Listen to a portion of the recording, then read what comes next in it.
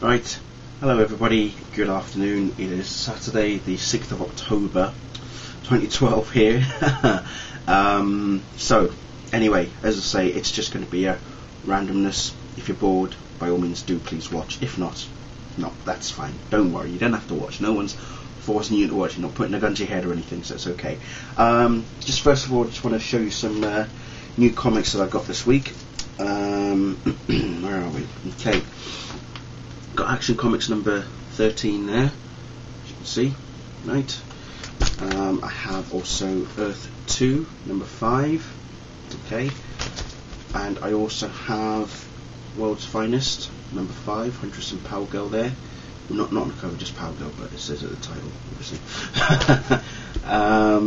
And Smallville number 6, the print version, which captures issues 16, 17 and 18, I believe. Right there. It's an awesome cover. I absolutely love that cover. Look at that. Brilliant, isn't it? And then I've also got this new Superman Batman trade called Sorcerer Kings.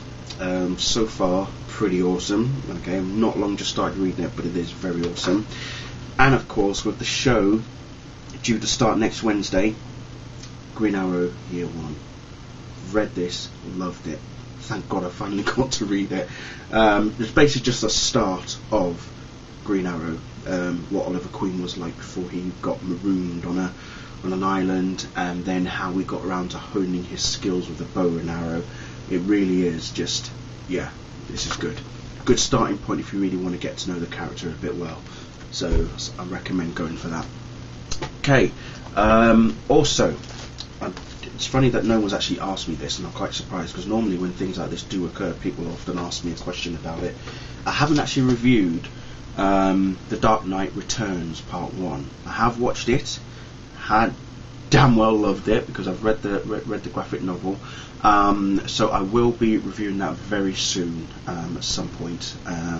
Just haven't quite got around to doing it, but I actually forgot when it was actually released, and it was actually September 25th, so yeah, I was going to do the review for around about that date, but completely forgot all about it. But don't worry, I will be reviewing it very, very soon, and I know part 2 is out next in 2013, early 2013, I think February or something like that, so I'm looking forward to part 2, but I will definitely do part 1 very, very soon.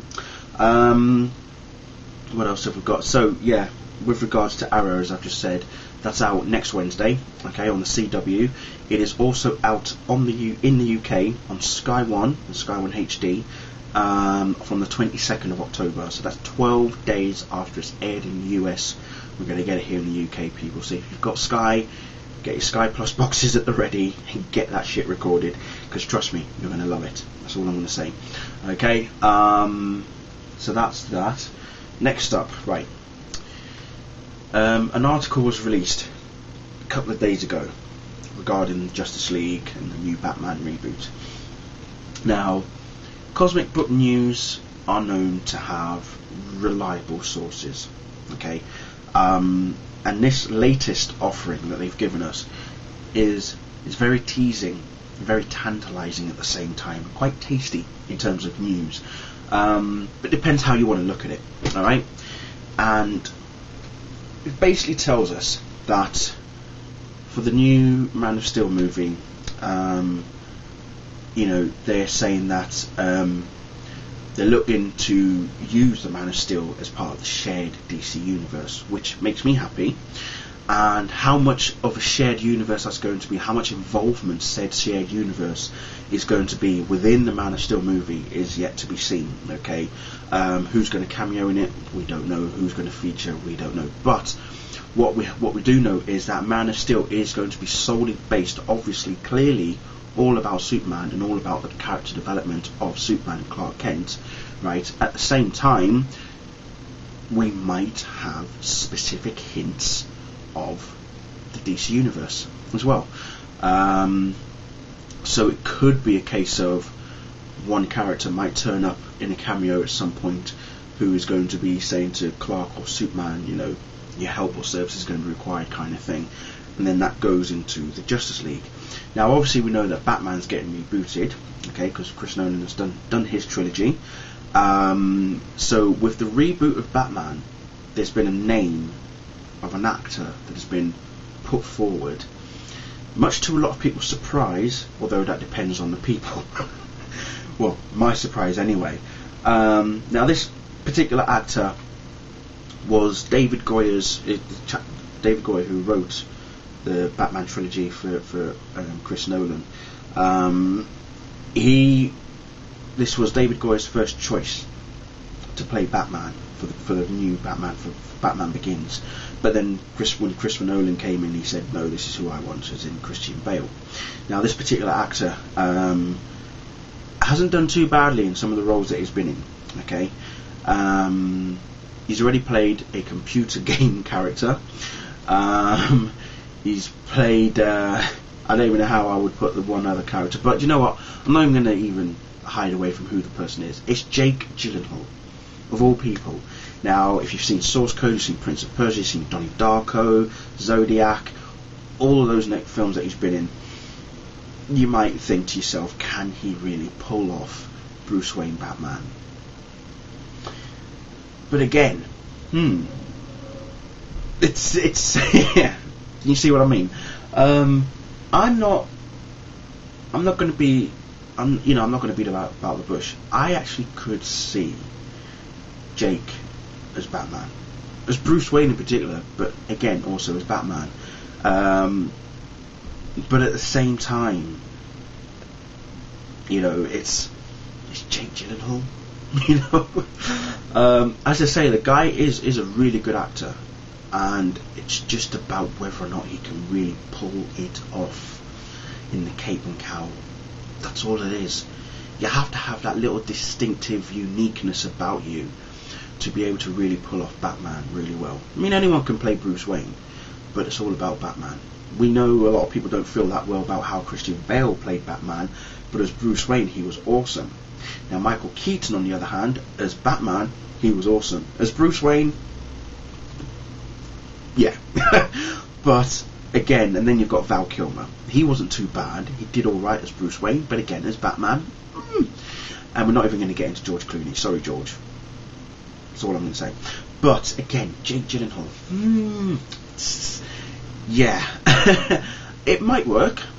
I mean, if you're rebooting Batman, he is going to be young again, so it's not because if Jake is that old as well. So he's in his early 30s, I believe, or something like that. Let me just quickly check, because I'm not really good with the whole age side of things. But dude's going to be 32 in December. So there you go. So he's going to be 32 this year. So again, age-wise, it's not too bad. By 2016, that'll put him at 36. Not a problem at all. But yeah, I mean, what do you think? Do you think you can do it? Do you really think so? Can you see Jake Gyllenhaal as Batman? That's the question. Anyway, the other story that they've put in there is, as I say, it's to do with Justice League movie. That they've apparently Warner's have come up with a short list of 4 directors. Right, this is going to be fun. Right, you're going to love this. Then it is a very short list. Only 4 directors, as I said. Zack Snyder, who's obviously doing Man of Steel. Ruben Fleischer, or Fleischer, however you want to call him. Darren Aronofsky, The Fountain, and Guillermo del Toro, who's doing Pacific Rim. Now, personally, you should just give Del Toro all the things. Del Toro could be Warner's version of Joss Whedon. Okay, he could be Joss Whedon of Warner's. If Warner's had actually given Joss Whedon the helm to do the Wonder Woman movie that he pitched them years ago, things could be different right now. But no, they decided not to, and now look what's happened. But I think Del Toro could be the perfect fit. I mean, he has done a number of films for Warner's in the past, so why not just give him the work, give him everything, just let him even be executive producer or creative consultant for all things DC related, along with Geoff Johns. Can you just imagine a driving force of Geoff Johns and Guillermo del Toro? My head's exploding already. I can't even think straight right now. Just nerdgasm occurring in my head right now just for those 2 names. Because even Geoff Johns has been touted as a possible executive producer for the Justice League movie. Can you see where I'm getting at here, children? Can you feel the expression coming out of me? It's just mind blowing, basically. Del Toro, Geoff Johns, oh my god. Warner's, hello. Wake up and smell the flipping coffee. Come on, it's right there in front of you. If this article is true to what it says, my god. Let me just breathe for a moment. But yeah, that's do it. Give them the $250 million budget that it's going to cost, and do it. Okay, do it. Don't stall. Don't halt. Don't do anything. Get the script. Get the cast. Del Toro, Geoff Johns, bingo. And then you can all go from there. Warner's just need to say to them, here's the money, off you go. That's exactly what Marvel have done to Kevin Feige. They've given him the reins. They've basically said to him, Kevin, there's the cash, go do your magic. And look what the fuck he's done for Marvel, and for Disney, now that Disney own Marvel anyway.